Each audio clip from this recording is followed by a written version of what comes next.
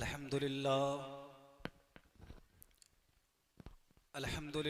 नहमदुहु व नस्तईनुहु व नस्तगफिरुहु व नु'मिनु बिही व नतवक्कलु अलैहि व नऊज़ु बिल्लाहि मिन शुरूरि अंफुसिना व मिन सय्यिआति अमालिना मन यहदिहिल्लाहु फला मुज़िल्ल लहु व मन युज़लिलहु फला हादिय लहु। क़ाल अल्लाहु तबारक व तआला फ़िल कलामिल मजीद अऊज़ु बिल्लाहि मिनश शैतानिर रजीम बिस्मिल्लाहिर रहमानिर रहीम वमा आताकुमुर रसूल फ़ख़ुज़ूहु वमा नहाकुम अन्हु फ़न्तहू।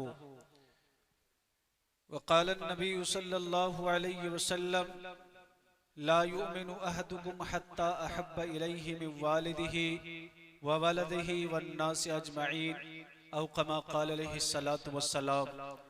हज़रात मोहतरम, रात काफ़ी हो चुकी है और इस रात की तारीकी में जबकि सारी दुनिया मीठी नींद सो रही है, अगर आप जागे हुए हैं दीन की निस्बत से, अल्लाह और उसके रसूल की निस्बत से, तो आपके जज्बों को सलाम है, आपकी मोहब्बत को सलाम है। देखिए, दीन की बात अमल की नीयत से सुना जाता है। अल्लाह ताला को काबिलियत पसंद नहीं है, अल्लाह को कबूलियत पसंद है। अल्लाह को काबिलियत पसंद नहीं है बल्कि अल्लाह को कबूलियत पसंद है।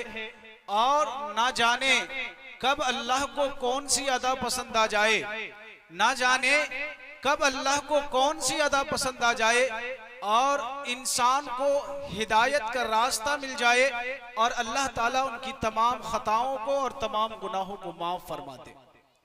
तमाम खताओं को और तमाम गुनाहों को अल्लाह ताला उन माफ फरमा दे।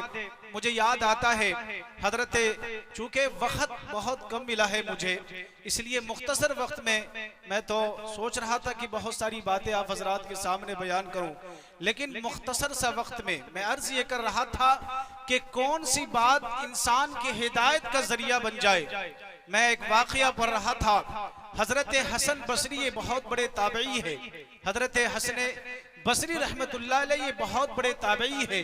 उसके हिदायत का वाकया लिखा है। हजरत हसन बसरी खुद फरमाते हैं कि मैं बसरा के बाजार से गुजरता था और जब मैं बसरा के बाजार से गुजरता था तो हर दुखियारों की मैं मदद करता था, हर बेसहारों की मैं मदद किया करता था। एक दिन की बात है कि मैं बसरा के बाजार से गुजर रहा था तो मेरी नजर एक बहुत हसीन और खूबसूरत औरत पे पड़ी। बहुत हसीन और खूबसूरत औरत पर पड़ी। इतनी खूबसूरत थी, अपनी नाजुक बदन पे नाज करने वाली, इंतहाई हसीन और खूबसूरत।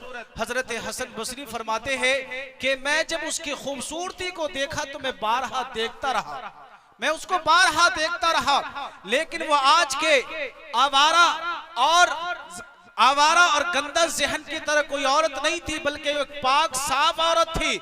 हजरत हसन बसरी फरमाते हैं कि जब मैं उसको बारहा देखने लगा तो वो कहती है, ए नौजवान, तू मुझे घूर घूर कर क्यों देख रहा है, तू मुझे घूर घूर के क्यों देख रहा है। तो हजरत हसन बसरी फरमाते हैं कि ए औरत, तू बहुत खूबसूरत है और मैं तेरी झील जैसी आंखों में डूबना चाहता हूँ, मैं तेरी झील जैसी आंखों में डूबना चाहता हूँ। वो औरत कहती है कि अगर तुम्हारी ये ख्वाहिश है, तो मैं तुम्हारी ख्वाहिश को अभी पूरी किए देता हूँ।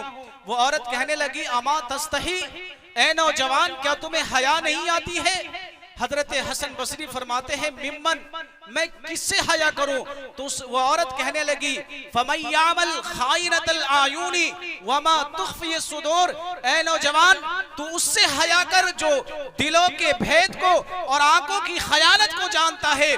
हजरत हसन बसरी फरमाते हैं कि बात तो बड़ी अच्छी थी, बात तो दिल को लगने वाली थी, लेकिन हजरत हसन बसरी फरमाते हैं कि वो इतनी खूबसूरत थी कि ये बात कहने के बावजूद में उसको घूर घूर कर देता रहा। बिलाखिर जब वो औरत को देखा ना रहा गया तो उसने कहा कि ऐ नौजवान, ठहरो, मैं तुम्हारी अभी ख्वाहिश को पूरी किए देती हूँ।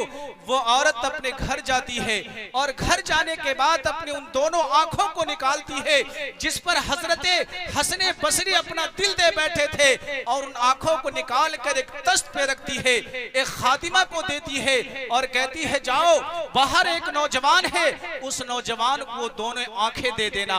हजरत हसन बसरी फरमाते हैं कि जब मैंने इस मंजर को अपनी आंखों से देखा कि जिस आंखों पे मैं फिदा हो गया था और मैं फरेफ्ता हो गया था, वो दोनों आंखें जब वो औरत निकाल कर उस तख्त पे रखती है तो उस पर एक पर्चा लिखा हुआ था और उस पर्चे के ऊपर ये लिखा हुआ था फमैयामल फमै मा उरीदु आइनन यफ्ततिनु बिसबबिहल मोमिन, कि भला मैं उस आंख को लेकर क्या करूं जो आंख एक मोमिन को फितने में मुब्तला कर दे।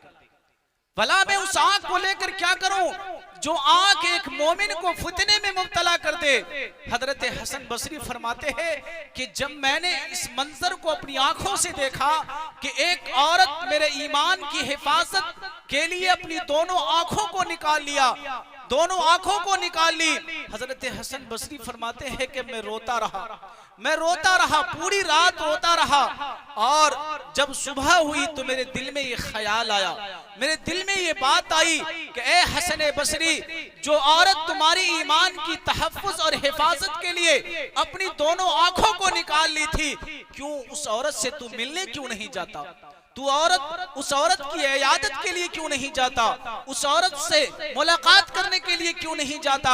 हजरत हसन बसरी फरमाते हैं कि जब मैं सुबह को उस औरत से मिलने गया तो क्या देखता हूं कि उस औरत का घर से जनाजा निकल रहा, उस औरत का घर से जनाजा निकल रहा है। हजरत हसन बसरी फरमाते हैं कि मैं ज़ारो कतार रोया, जब मैं रात में सोया तो वो औरत ख्वाब में आई। तो मैंने कहा कि तुम मुझे कुछ नसीहत करो, तुम मुझे कुछ नसीहत करो। तो वो औरत मुझे नसीहत करती है। हजरत हसन बसरी फरमाते हैं कि उस औरत की ये दो नसीहत हमारे लिए हिदायत का जरिया बना और हमें हिदायत के रास्ते पर डाल दिया।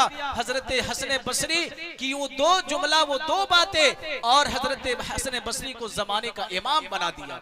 हजरत हसन बसरी फरमाते हैं कि जब मैंने उस औरत से कहा कि मुझे नसीहत करो तो उसने दो बातें कही। पहली बात ये, हम तमामी हजरात से गुजारिश करें कि ये दोनों बातों को अपनी हम जिंदगी में लाए। वो दो बातें ये थी, पहली बात ये थी कि कहा ए हसन बसरी इदा खलौता फज़किरिल्लाह, कि जब तुम खलवत में रहो तो तुम्हारी जबान अल्लाह के जिक्र से हमेशा तर रहे।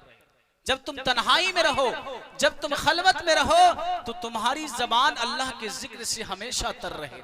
और आगे फरमाया इज़ा अस्बहता व अमसैता फज़किरिल्लाह व अतूबु इलैहि, जब तुम सुबह करो, शाम करो तो तौबा इस्तिग़फ़ार करो, उस मालिके बेनियाज के सामने अपने गुनाहों को रखा करो। हजरत हसन बसरी फरमाते हैं कि ये चीजें हमारे लिए हिदायत का जरिया बना। तो भाई, कब किस वक्त कौन सी बातें अल्लाह को पसंद आए और अल्लाह हमारे माजी के सारे गुनाहों को माफ फरमा दे। एक शख्स आईने के सामने जाता है, सर का बाल सफेद हो चुका था, दाढ़ी की बार सफेद हो चुकी थी, 20 साल उन्होंने अल्लाह की इताअत और फरमाबरदारी में गुजारा, 20 साल फिर वो उसकी दहलीज से दूर चला गया, उसकी नाफरमानी करने लगा। एक दिन वो आईने के सामने जाता है, क्या देखता है कि सर का बाल सफेद हो चुका है, दाढ़ी की बाल सफेद हो चुकी है। साहब, ये उठते जनाजे, ये सफेद मातम, ये फैली कब्रें, ये बालों का सफेद होना, ये दाढ़ी का सफेद होना, ये तमाम के तमाम मौत की निशानी है। वो शख्स आईने के सामने जाता है, देखता क्या है कि सर का बाल सफेद हो चुका है, दाढ़ी की बाल सफेद हो चुकी है। कहता है ए मालिक के बेनियाज, मैंने 20 साल तक तेरी इताअत और फरमाबरदारी में अपनी जिंदगी गुजारी, फिर 20 साल तक तेरी दहलीज से दूर चला गया, तेरी नाफरमानी करता रहा, तेरे हुदूद और क़ुयूद को तोड़ता रहा। अब के मैं फिर तौबा कर कर अगर तेरे दरबार में चला आऊंगा तो तू मेरे साथ क्या करेगा? हातिफे गैबी आई, ऐ मेरे बंदे, जब तूने 20 साल तक मेरी इताअत और फरमाबरदारी की, मैं तेरे सारे अमाल को नामा अमाल में लिखता रहा, फिर तू 20 साल तक मेरी दहलीज से दूर चला गया, मेरी चौखट से दूर चला गया, मैं तेरे आने का इंतजार किया।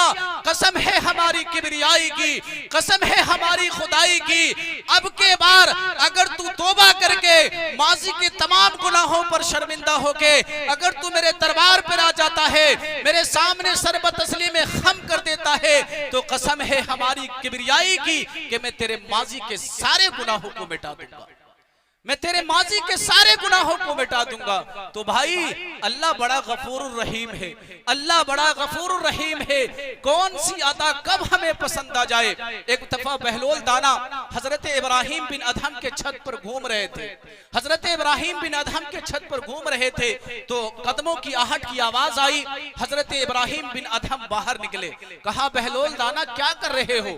कहा बादशाह सलामत ऊंट तलाश कर रहा हूं। तो हजरत इब्राहिम बिन अदहम हंसने लगे, कहा कि बेवकूफ हो गए हो क्या, पागल हो गए हो क्या, छतों पर कहीं ऊंट मिला करते हैं?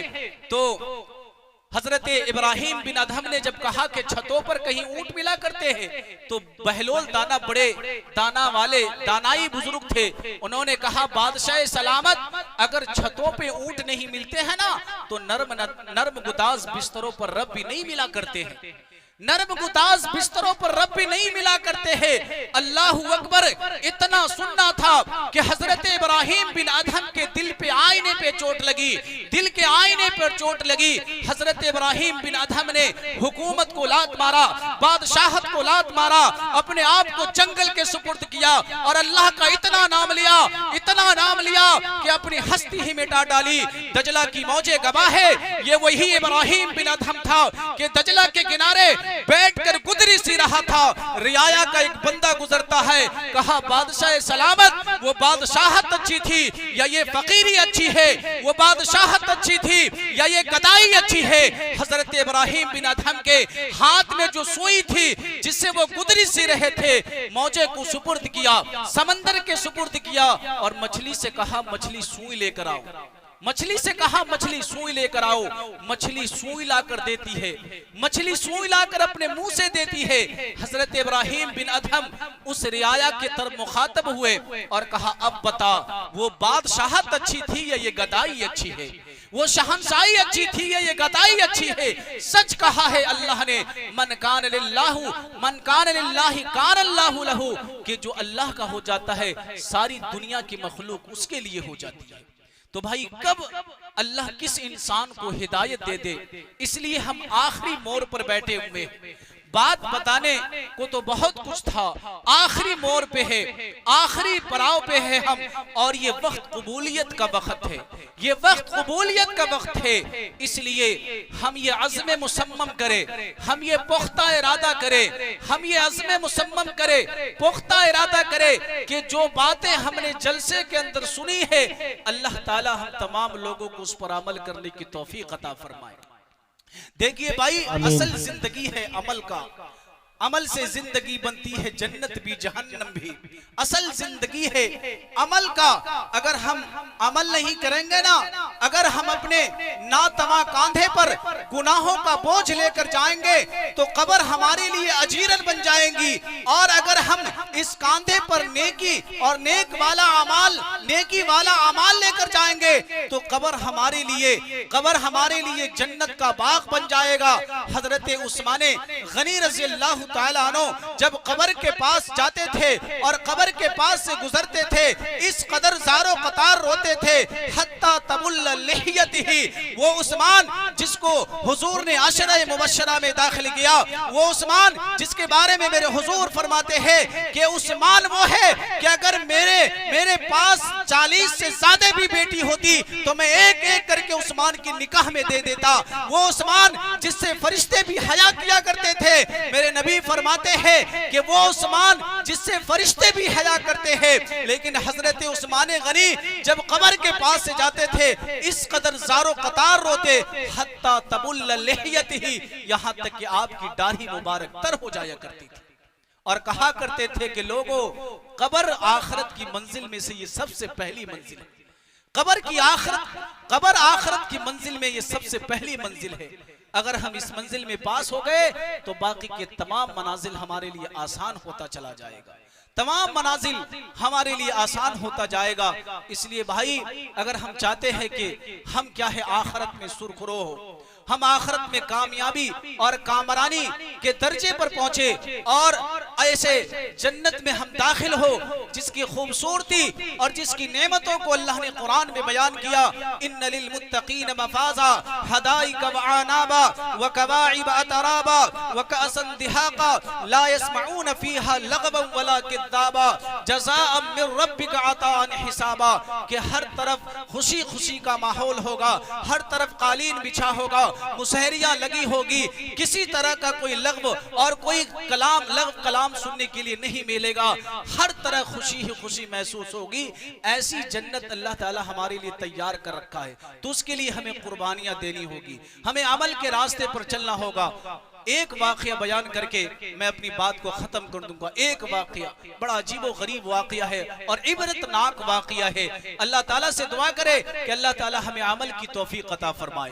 देखिए, ईमान कुर्बानी से बनता है। जब तक कि हम कुर्बानी नहीं देंगे ना तो हमारा ईमान नहीं बनाएगा। असल ये जलसा जो है इस्लाह माशरा का जलसा है और मुझे बहुत कुछ कहना था, लेकिन जो कि वक्त काफी हो चुका है, इसलिए मैं ये वक्त की नज़ाकत इस बात की इजाजत नहीं दे रही है कि ज्यादा कलाम किया जाए, ज्यादा गुफ्तगू किया जाए। एक वाक़या बयान करके मैं अपनी बात को समेट लेता हूँ। भाई, असल आखिरत का मामला है और हम मुसलमान ये चाहते हैं कि मेरा मालिक मुझसे राजी हो जाए। वो खुदा जिसने हमें पैदा किया, वो खुदा जो दिन रात हमें रिज़्क़ देता है और जिसकी नेमतों से हम दुनिया में लुत्फ़अंदोज़ हो रहे हैं, हमारा ये इरादा है, हमारी ये ख्वाहिश है कि वो मालिक मुझसे राजी हो जाए। मैं एक वाक़या बयान करता हूँ। ग़ज़वे तबूक का मौका है। ग़ज़वे तबूक के मौके पर असल ईमान क्या होता है? असल ईमान कुर्बानी से बनता है। ग़ज़वे तबूक का मौका है। आका अलैहिस्सलातु वस्सलाम ने कहा कि भाई बहुत दूर जाना है, इसलिए चंदे की जरूरत है। हजरत उस्मान गनी रज़ी अल्लाह ताला अन्हु, हजरत उस्मान गनी 900 ऊँट लाकर हुजूर के कदमों में लाकर रख दिए। हजरत उमर ने कहा कि भाई अभी हमारे पास बहुत ज्यादा मालो दौलत है, हमारे पास बहुत ज्यादा मालो दौलत है। गए, घर गए, बीबी से कहा कि हुजूर ने चंदा मांगा है, आधी दौलत हम अपने लिए रखेंगे और आधी दौलत हुजूर के पास लेकर जाएंगे। आधी दौलत को अलग करके काट के अलग किया।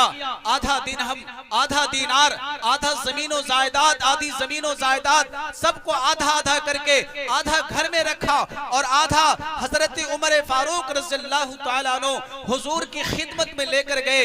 हुजूर अकरम सल्लल्लाहु अलैहि वसल्लम ने हजरत उमर से पहला सवाल किया, बिअय्यि शैइन जीता या उमर, ए उमर क्या लेकर आए, ए उमर क्या लेकर आए?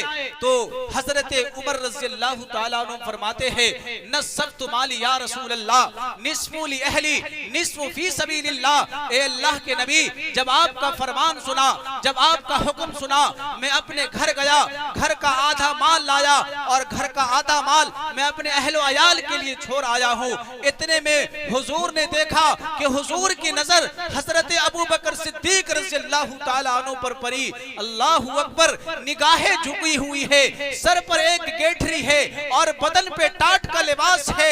अल्लाह के रसूल ने जब हजरत अबू बकर सिद्दीक की इस कुर्बानी को देखा, सवाल को बदल दिया, सवाल को बदल दिया। कहा, ए अबू बकर सिद्दीक, ए सिद्दीक, घर में क्या छोड़ कर आए, घर में क्या छोड़ कर आए? हजरत सिद्दीक अकबर रज़ियल्लाहु ताला अन्हु फरमाते हैं, या रसूल अल्लाह, जब मैं आपका फरमान सुना, जब मैं आपका हुक्म सुना, अल्लाह के रसूल में घर गया, घर का सारा माल लाया और मैं बाग की आखिरी खजूर तक लाया। मैं अपने घर के दीवारों पर भी हाथ फेर आया हूँ कि हुजूर सल्लल्लाहु अलैहि वसल्लम ने चंदा मांगा है और अबू बकर की ये मजाल कि एक सुई भी अपने घर में रख ले। मैं असल जो बात बताना चाहता हूँ वो ये है कि जब हजरत अबू बकर सिद्दीक ने घर का सारा माल लाया तो उसी वक्त हजरत जिब्राईल अलैहिस्सलातु वस्सलाम आए उसी वक्त हजरत जिब्राईल अलैहिस्सलातु वस्सलाम आए और टाट के लिबास में आए, टाट के लिबास में। तो अल्लाह के हबीब फरमाते हैं, माँ बालू का या जिब्राईल, ए जिब्राईल ये तुम्हारी क्या हालत है, ये तुम्हारी क्या हालत है, तुम तमाम फरिश्तों के सरदार हो, लेकिन आज तुम्हारी हालत ये है कि तुम टाट के लिबास में आए हो। तो हजरत जिब्राईल अलैहिस्सलातु वस्सलाम फरमाते हैं, हजरत जिब्राईल ने कहा, ला ततअज्जब या रसूल अल्लाह, इन अहल समावाति वल अर्दी कुल्लुहुम यलबसून लिबास अबू बकर सिद्दीक। ए अल्लाह के रसूल, आज ताज्जुब की कोई बात नहीं है, आज ताज्जुब की कोई बात नहीं है, या मैं आपके पास कोई वही लेकर नहीं आया हूँ, बल्कि आज अल्लाह ने अबू बकर की ये कुर्बानी को इतना पसंद किया, इतना पसंद किया कि अबू बकर ने अल्लाह को राजी करने के लिए अपनी घर की सारी दौलत को अल्लाह की राह में कुर्बान कर दिया।